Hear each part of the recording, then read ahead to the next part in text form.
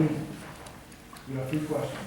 Okay, Do you have an understanding of the requirements you need to be a school board member? yes, And do you meet that? yes.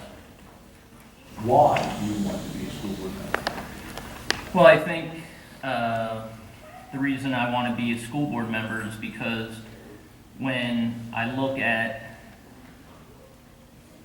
some of the things that have gone on with the board, I think it's important to have people on the board that will make an efficient use of the board's time, an efficient use of the money that is allocated to the board. Someone that will act with integrity to give people in the township confidence that what is going on is in the best interest of the children of the township. One example that comes to mind is, it would never occur to me to have one of my employees file a bogus challenge to someone's petition to run for Board of Ed, like Mr. Carr did last year with Mr. Gagliardi's petition. Are you denying it? That's not. I think that cuts through it, though. You not only have that, you have board members taking over $15,000 from people with contracts currently with the school.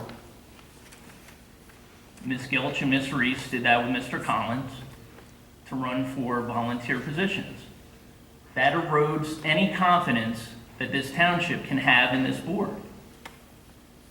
We heard earlier tonight that no one has heard about charges against Mr. Pierce. The fact that you have your solicitor, who you're paying $140 an hour, be the one who's making these calls and not getting any action whatsoever, instead of Mr. Fontanez, you're the undersheriff. You're the undersheriff of Camden County, correct? You know people at the prosecutor's office. Does it seem outrageous that you might have better luck than Mr. Wade's having? And you wouldn't cost $140 an hour, would you? It's those things. It's that simple. It's the simple things that aren't getting done right, which leads to no one having confidence that the complicated things are getting done right. And I think I would bring that to the board. How do you perceive the role of a school board member? I perceive the role of the school board member to be not politically affiliated, before they take any action whatsoever, to ask themselves, is this in the best interest of the school? Is this in the best interest of the children? Not any connections to any political party, to any political group, nothing else. And if you come into it without those connections and you remain free of those connections, then you do your job. And the most important thing that the board can do is basically to get out of the way. Talk to the administrators, talk to the teachers. What do you need to do your job better? Provide that to them, and then get out of the way.